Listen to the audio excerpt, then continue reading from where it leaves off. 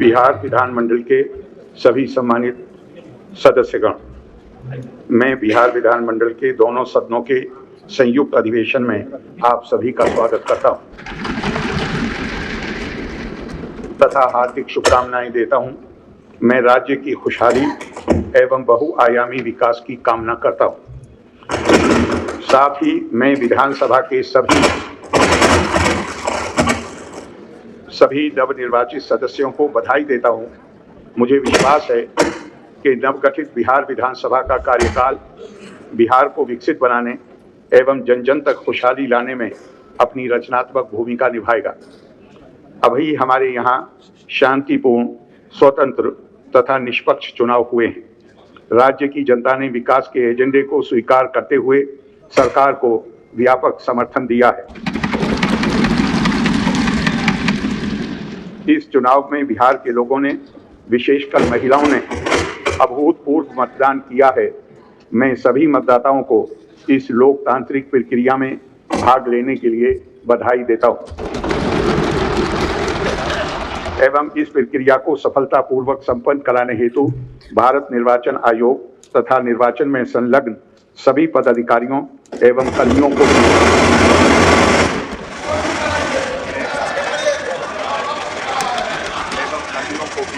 धन्यवाद देता हूं।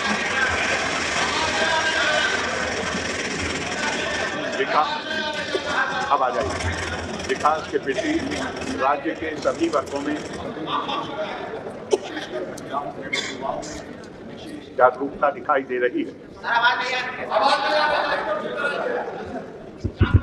अब आवाज आई।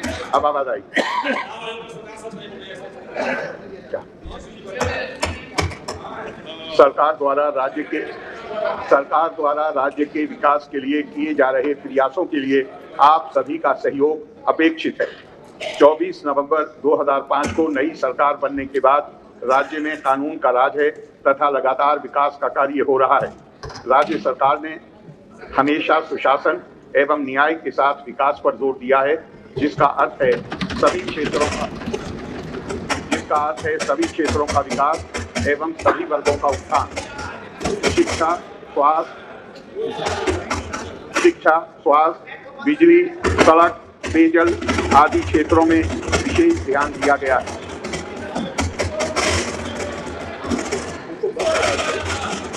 इसको बंद करवा दीजिए, मैं जोर से बोल लूंगा। मैं थोड़ा जोर से बोलता हूँ।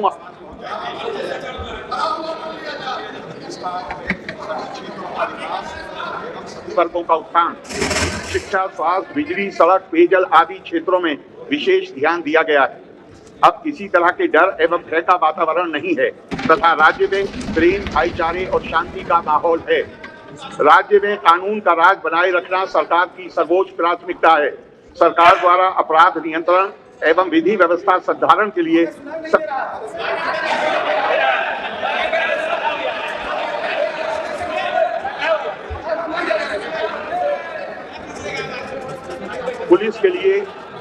पुलिस के लिए वाहन एवं अन्य आवश्यक संसाधन उपलब्ध कराए जा रहे हैं। 24 नवंबर 2005 को नई सरकार बनने से पहले बिहार पुलिस में मात्र 42,481 पुलिसकर्मी कार्यरत थे। वर्ष 2006 से कानून व्यवस्था को और बेहतर करने के लिए पुलिस बल की संख्या में लगातार बढ़ोतरी की गई। अब राज्य में पुलिस बल की संख्या बढ़कर 1,26,000 हो गई है। महिला पुलिस बल की संख्या में भी काफी वृद्धि हुई है तथा आज बिहार में पुलिस बल में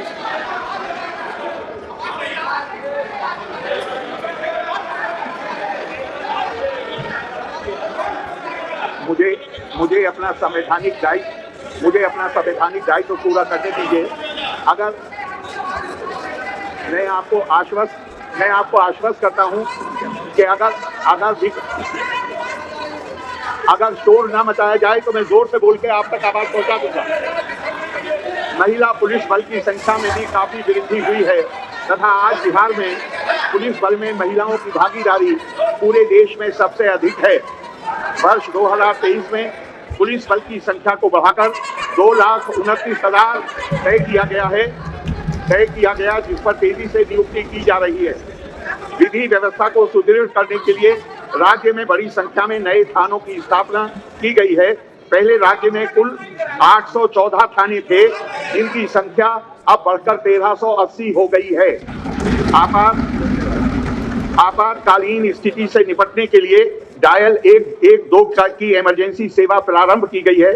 इस व्यवस्था के अंतर्गत किसी भी प्रकार की आपातकालीन स्थिति जैसे अपराध की घटना, आग लगने की घटना, वाहन दुर्घटना की स्थिति में या महिलाओं, बच्चों एवं वरिष्ठ नागरिकों की सुरक्षा से संबंधित स्थिति में बिहार के किसी भी कोने में कोई भी पीड़ित व्यक्ति सहायता के लिए 112 नंबर पर निःशुल्क कॉल कर सकता है।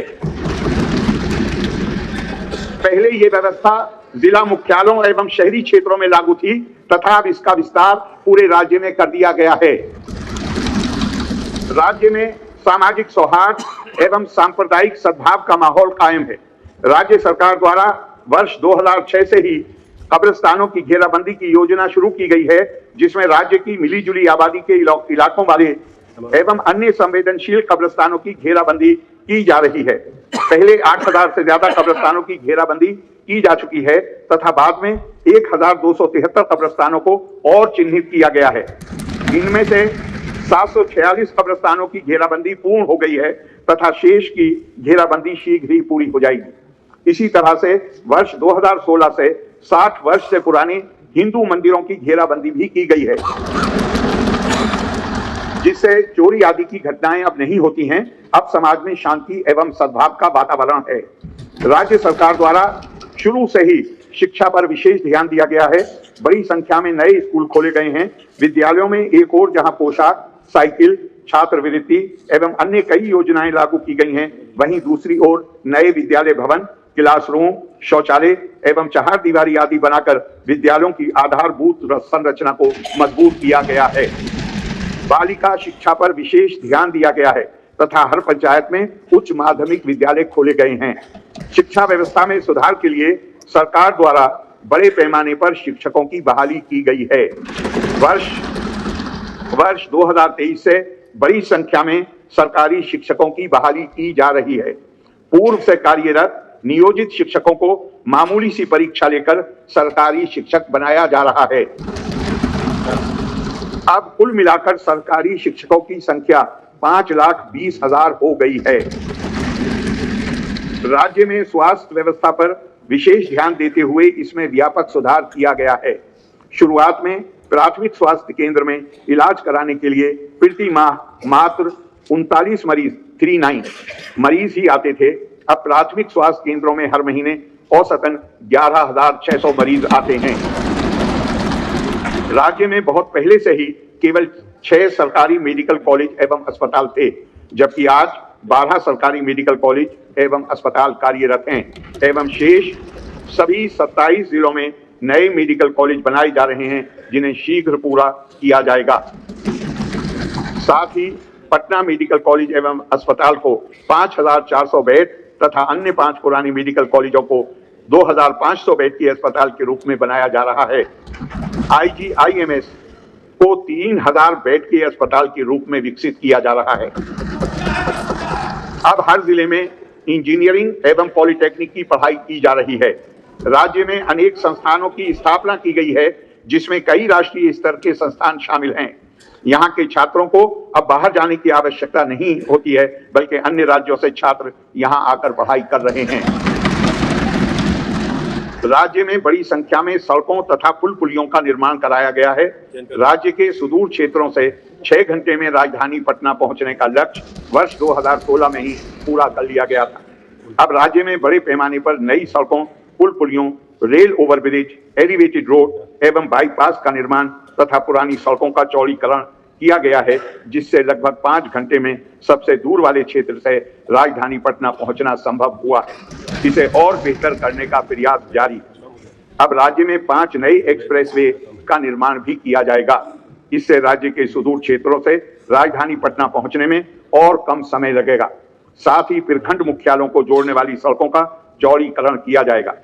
सरकार द्वारा महिला सशक्तिकरण पर विशेष जोर दिया गया है। वर्ष 2006 में पंचायती राज संस्थाओं एवं वर्ष 2007 में नगर निकायों में महिलाओं को 50% आरक्षण दिया गया है।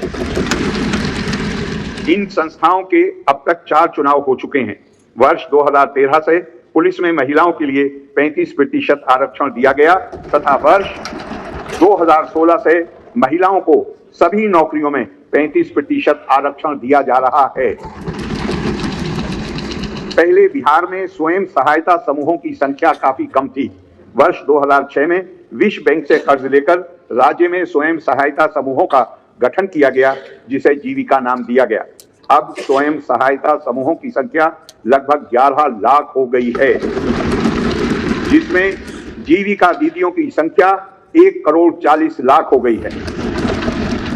वर्ष 2024 से शहरी क्षेत्रों में भी स्वयं सहायता समूहों का गठन हो रहा है, जिनकी संख्या 41,000 से भी अधिक हो गई है तथा इनमें 4,34,000 से भी अधिक जीविका दीदियां हैं। ये काम तेजी से जारी है। वर्तमान में महिलाओं के लिए एक नई योजना मुख्यमंत्री महिला रोजगार योजना चल रही है, जिसके तहत हर घर की एक महिला को रोजगार के लिए 10,000 रुपये की दर से राशि दी जा रही है।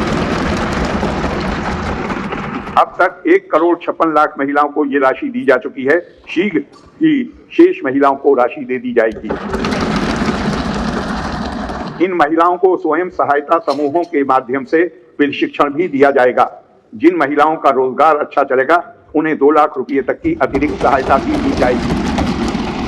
सरकार ने शुरू से ही सभी वर्गों के लिए काम किया है, चाहे हिंदू हो, मुस्लिम हो, अपर कास्ट हो, पिछड़ा हो, अति पिछड़ा हो, दलित हो, महादलित हो, सभी के लिए काम किया गया है।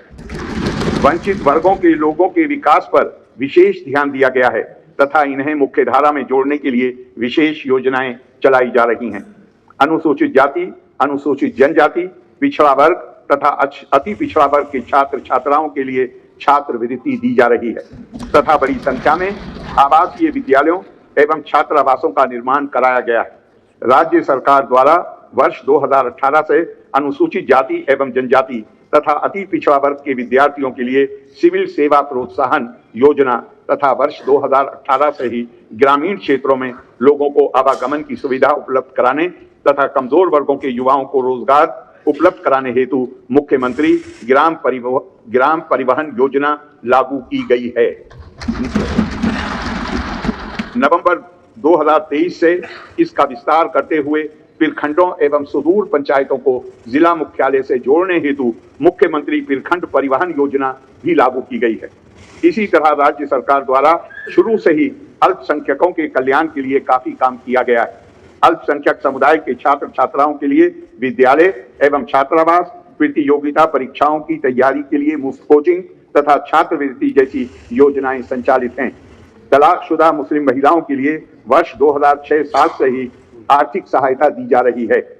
वर्ष 2018 से सहायता राशि को 10,000 रुपये से बढ़ाकर 25,000 रुपये कर दिया गया है। मुस्लिम समुदाय के मदरसों को सरकारी मान्यता दी गई है एवं उनके शिक्षकों को अन्य सरकारी शिक्षकों के बराबर वेतन दिया जा रहा है।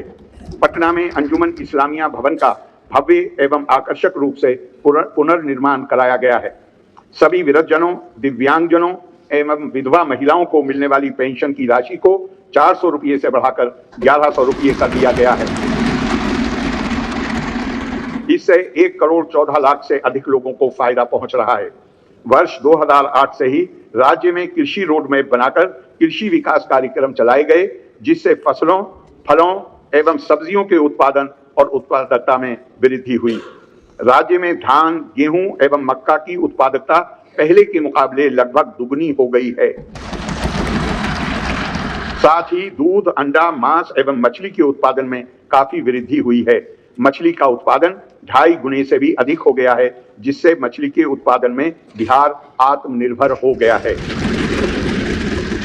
वर्तमान में चौथे कृषि रोड मैप का क्रियान्वयन शुरू हो चुका है, जिसमें कृषि क्षेत्र के विकास हेतु लगभग 1,62,268 करोड़ रुपए की योजनाओं को स्वीकृति दी गई है। साथ ही किसानों की सुविधा के लिए राज्य के 21 बाजार प्रांगणों के आधुनिकीकरण एवं विकास के लिए कुल 1,289 करोड़ रुपए की लागत से योजनाओं को कार्यान्वित किया जा रहा है। वर्ष 2015 में 7 निश्चय के तहत आर्थिक हल, युवाओं को बल, आरक्षित रोजगार, महिलाओं का अधिकार, हर घर तक बिजली, हर घर नल का जल, हर घर शौचालय, टोलों को पक्की सड़कों से जोड़ने तथा अवसर बढ़े आगे बढ़ें का काम किया गया है। वर्ष 2018 में ही हर घर तक बिजली पहुंचा दी गई है। सरकार द्वारा शुरू से ही बहुत सस्ती दर पर बिजली दी गई। अब लगभग सभी घरेलू उपभोक्ताओं को बिजली मुफ्त दी जा रही है। सरकार की तरफ से सभी इच्छुक लोगों के घरों पर सोलर पैनल भी लगाए जाएंगे। वर्ष 2020 से 7 निश्चय 2 के तहत युवा शक्ति बिहार की प्रगति, सशक्त महिला, सक्षम महिला, हर खेत तक सिंचाई का पानी, स्वच्छ गांव, समृद्ध गांव, स्वच्छ शहर, विकसित शहर, सुलभ संपर्कता तथा सबके लिए स्वास्थ्य सुविधा, सभी पर काफी काम हुआ है और जो भी काम बचे हैं वे शीघ्र ही पूरे हो जाएंगे। शुरू से ही सरकार का प्रयास रहा है कि युवाओं को ज्यादा से ज्यादा नौकरी एवं रोजगार के अवसर मिलें। वर्ष 2020 में 7 निश्चय 2 के तहत ही युवाओं के लिए 10 लाख नौकरी एवं 10 लाख रोजगार देना तय किया गया था। अब तक लगभग 10 लाख युवाओं को सरकारी नौकरी तथा 40 लाख लोगों को रोजगार दिया जा चुका है। दोनों को मिलाकर 50 लाख युवाओं को सरकारी नौकरी एवं रोजगार दे दिया गया है। अब अगले 5 वर्षों में 1 करोड़ युवाओं को नौकरी एवं रोजगार देने का लक्ष्य रखा गया है। इस पर अब तेजी से काम किया जाएगा। विकास कार्यों में जो कमी रह गई उसे पूरा करने के लिए वर्ष 2024 के दिसंबर एवं 2025 के जनवरी फरवरी माह में प्रगति यात्रा के दौरान सभी जिलों के लिए कुल 430 नई योजनाओं की स्वीकृति दी गई है। इन सभी योजनाओं पर काम शुरू हो चुका है तथा इन सभी कार्यों को शीघ्र पूरा कर लिया जाएगा। बिहार के विकास में केंद्र सरकार का पूरा सहयोग मिल रहा है। जुलाई 2024 के बजट में बिहार को विशेष आर्थिक सहायता के रूप में सड़क, उद्योग, स्वास्थ्य, पर्यटन एवं बाढ़ नियंत्रण आदि के लिए बड़ी राशि देने की घोषणा की गई है। फरवरी 2025 के बजट में बिहार में मखाना बोर्ड की स्थापना, एयरपोर्ट की स्थापना, पश्चिमी कोसी नहर के लिए वित्तीय सहायता आदि की घोषणा की गई है। वर्ष 2018 में देश के कुछ राज्यों में खेलो इंडिया यूथ गेम्स का आयोजन हुआ था। इस वर्ष खेलो इंडिया यूथ गेम्स का आयोजन बिहार में हुआ, जो हमारे लिए गौरव की बात है। आदरणीय प्रधानमंत्री जी का कई बार बिहार आगमन हुआ है तथा उन्होंने बिहार में कई महत्वपूर्ण योजनाओं का शुभारंभ किया है, जिन पर अब तेजी से काम हो रहा है। इन सब कामों के लिए आदरणीय प्रधानमंत्री श्री नरेंद्र मोदी जी को हम धन्यवाद देते हुए उनके प्रति आभार व्यक्त करते हैं। मेरे द्वारा संक्षेप में आपके समक्ष रखी गई सरकार की उपलब्धियों एवं कार्यक्रमों से स्पष्ट है कि सरकार न्याय के साथ विकास के सिद्धांत को ध्यान में रखते हुए राज्य के सभी क्षेत्रों एवं सभी वर्गों के उत्थान के लिए सतत प्रयत्नशील है। अब राज्य में हर क्षेत्र के विकास एवं हर तबके के उत्थान के लिए नए कार्यक्रमों का निर्धारण किया गया है। 24 नवंबर 2005 को नई सरकार बनने के बाद 20 वर्षों में काफी काम हुआ है। अब इसे आगे बढ़ाया जाएगा तथा अगले 5 वर्षों में बिहार के विकास के लिए और ज्यादा काम होगा, जिससे बिहार आगे बढ़ेगा और देश के विकास में महत्वपूर्ण योगदान देगा। मुझे भरोसा है कि सभी माननीय सदस्य जिम्मेदारी के साथ सत्र के संचालन में अपना महत्वपूर्ण योगदान देंगे।